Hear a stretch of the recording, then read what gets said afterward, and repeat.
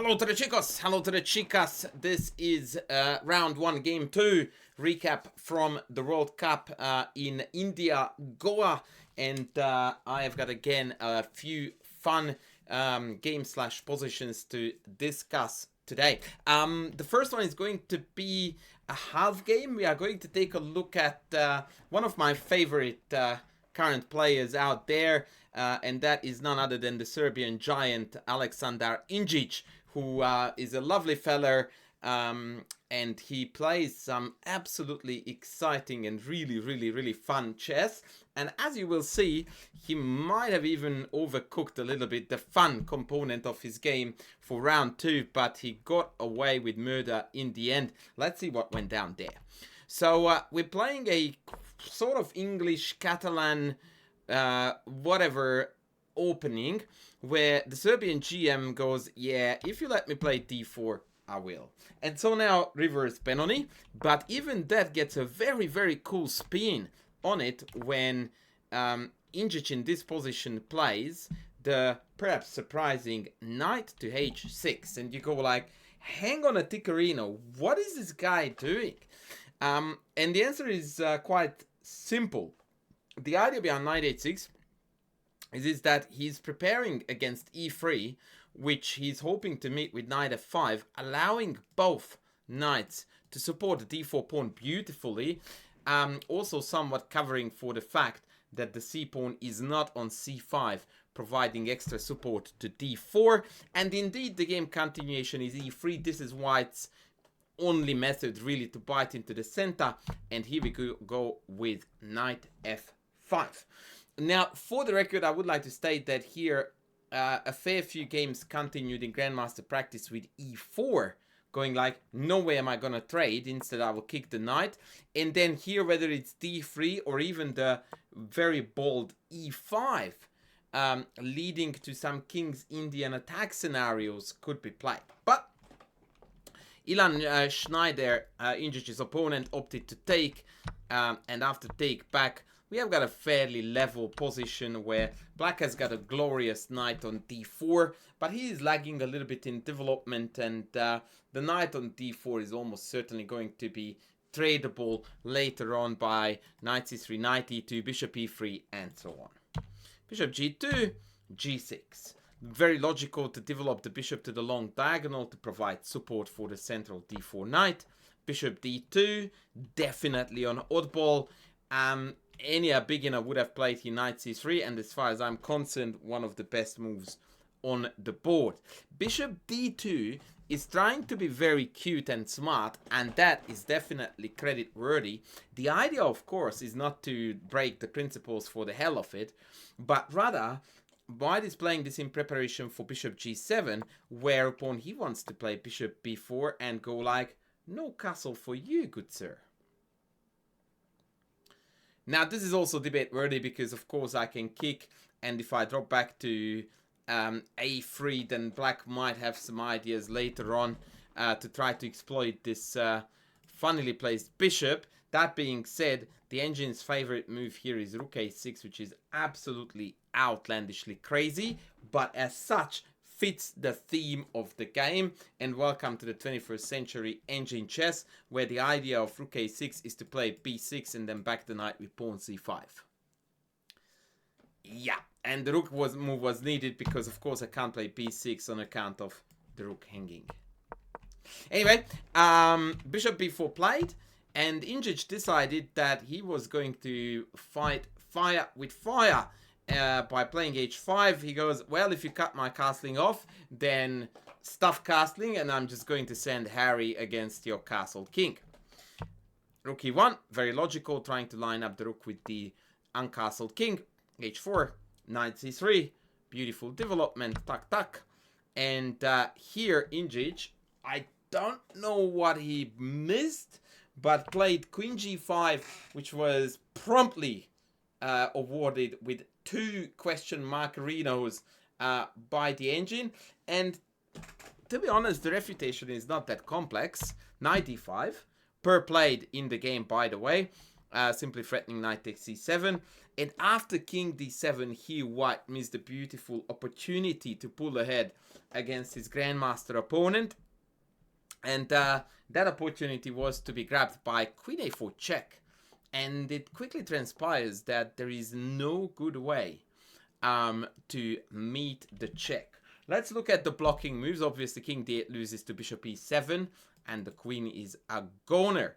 If you play c6, and I think this is where the mistakes may have been made, then bishop e7. Surprising move because we are forcing the queen onto the h-file, which is where it wanted to go, is super duper effective. Queen h6 back to set up a non-threat. This is the real threat, friends. That is the threat that decides the game, and black essentially has no good response to stop this other than knight f5, which unfortunately allows knight f6 check. Now the bishop trade would lead to a position where the black's king's position has more holes than a Swiss cheese on the dark squares, whereas king c7 allows the very, very nasty rook e5 with the idea of taking f5 and then queen d6 with quick checkmate to follow. This would have been absolutely terminal. It is as good as Gonski on your back. I'm about to sneeze. Excuse me. Likewise, against knight c6 block, we have a number of winning moves. One of them is bishop a5. Very obnoxious. c7 is not defensible. But my favorite is mirroring the previous line c6, bishop e7, knight c6, knight e7. And now it turns out that the c6 knight has got a few too many attackers and insufficient defenders. And white is winning again. Now, I didn't really bother to look at b5. But this is going to be brutally met by queen a5. And good luck holding the fort here. Bishop e5 only move. And now we can finish off at will. Probably the nicest one is rook e5, queen e5, rook e1. This is the reward you get for having all of your pieces playing the chess game. This is as good as over. Unfortunately for Schneider, though, he missed this idea. And after a few inaccuracies, the game fizzled out into... This was the second big mistake. Here still, check, and then rook a d1, prepping all kinds of nasty knight jumps, utilizing the discovery would have been fine. But after knight h3, the game fizzled out, and after a few trades, few more trades, and then a few more trades, and then eventually a drawish heavy piece ending occurred, and indeed the game ended in a draw. And with that, we are going to move on to the next game, which is, by the way, going to be a player that I covered already yesterday, but this round was a little bit less generous with absolute bangers. So here we are looking at the game between Amduni Zubair, apologies for the pronunciation, against Hungarian Grandmaster Gledura. And this is actually a very interesting one because I think this was a very instructive game. Let's see what happened here. So Gledura plays the French, and his opponent plays this bishop d3 line, which is a thing. The idea is to reroute the bishop to f3 and claim that we have got pressure here. Well, we don't. That's basically the bottom line, that you don't get to develop your bishop first amongst your pieces, then move it 3 times back to back, and then go like, that's a-okay, while black is beautifully developing their pieces. Now, obviously, because white is white, having the extra tempo, it is not deadly yet, but Gledura's play against the offbeat opening is absolutely spectacular. And when I tell people on lower levels that be careful when you play a passive opening, because it requires you to play with even more vigor when it comes to your opponent playing poor chess, because you are playing a passive setup by default. So when your opponent plays very poor chess, it's harder to punish them for their mistakes because your position is also not optimally set. So it's very important to grab the first opportunity given. So castles, very good, and c5. No negotiations, no airy-fairy preparations, no I wanted to prep it with knight d7, whatever. No. c5 good to go. It has to go. Bishop e3, queen c7. This move may give you the impression that, oh yeah, makes sense, he's defending c5. Nope, not at all. The main idea behind queen c7 is to vacate the d8 square for the rook to exploit the poorly placed queen on the d file. What is very, very important to understand about this position, and this is, by the way, a bit of a topic where lower rated players would not necessarily be quite on board with this yet, is that although black, at least on surface and in reality too, is a tad behind development, their development is a lot more functional than white's. With the bishop-knight combo here and here is not going to be very, very good. On the contrary, they are going to cause serious coordination problems. And so, despite the fact that I have got fewer pieces out, my play with black is a heap easier here. And note that bishop f4 is just a one-move-itis. After queen a5, it doesn't really improve white's position. Knight c6, rook d8 is still coming with absolutely pain on the d4 pawn. So, queen d2 played, rook d8 played, castles played, and knight c6 played. And all of these moves fully back, in fact, highlight my thesis, which is that development alone is not going to cut it. You need harmony amongst your pieces. You want to put them on good squares. Because it turns out that the bishop on f3 is biting into nothing. You never want to trade it for the knight. It now is no longer hindering the development of the c8 bishop. So having spent 3 moves on placing the bishop on a completely useless diagonal is now biting white in the back. And although white is protecting d4 with 4 pieces, but since there is a pin on the pawn and the queen is in front of the rook, there is also very annoying pressure here. For example, now we are threatening to take e5 and win the house. And so, white plays queen e1. And we just complete development with bishop d7, and we are ready to fight. Now white played here d5, trying to negotiate the situation. Black's main plan is well demonstrated if I, for example, try to do an attacking aggressive looking move to pursue some kingside pawn storm and then sending the h pawn as well. This is how it gets refuted very, very quickly. Take, and knight e5. And now the bishop on f3 again is proving to be the main downfall of the white setup. Imagine if in this position this bishop was here. Granted, g4 would hang, but it would give the impression of a lot more harmonious setup where white is ready to do some harm with, you know, subsequent pawn match. But now the trade is on. You don't want to lose the bishop pair, but dropping it back just simply drops a pawn on g4, and that's no compensation to be had whatsoever. So what do you do?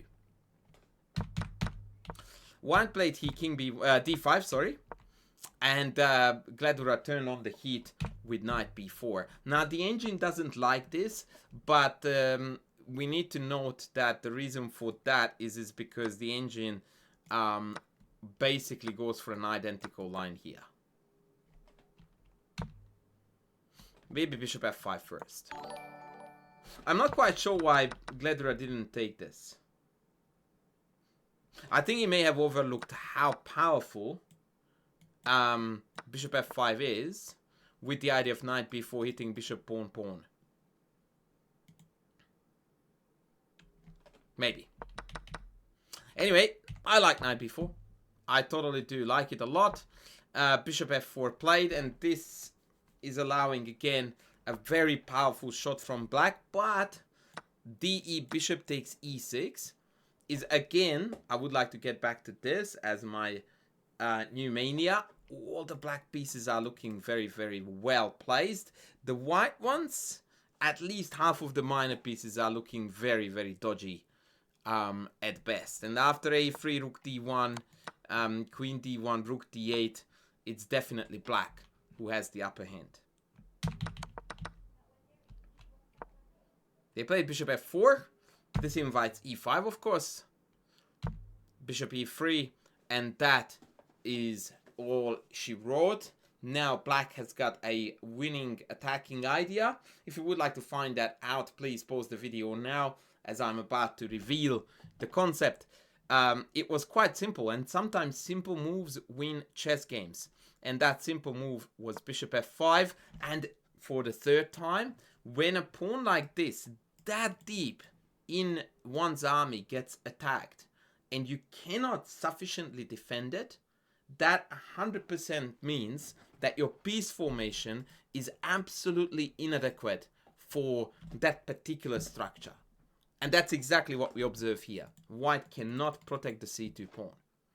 Note the beautiful tactic that after rook d2, we've got bishop takes c2. This is the tactical justification that we check the queen down.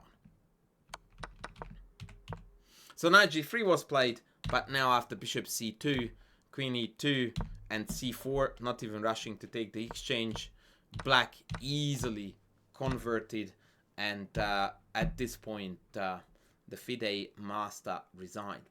What I really like about this game is that this is a textbook case of how to play against a slightly offbeat opening. White hasn't done anything majorly wrong, but this is definitely not the way to play the French, especially not against the 2650 GM. This is unambitious, unprincipled, and so you don't go there. And Gledura just plays an extremely clean opening, very nice, basic, simple moves, piling up on the d4, developing his pieces with intent and meaning, and pouncing immediately at the first given chance, and tada, knockout is complete.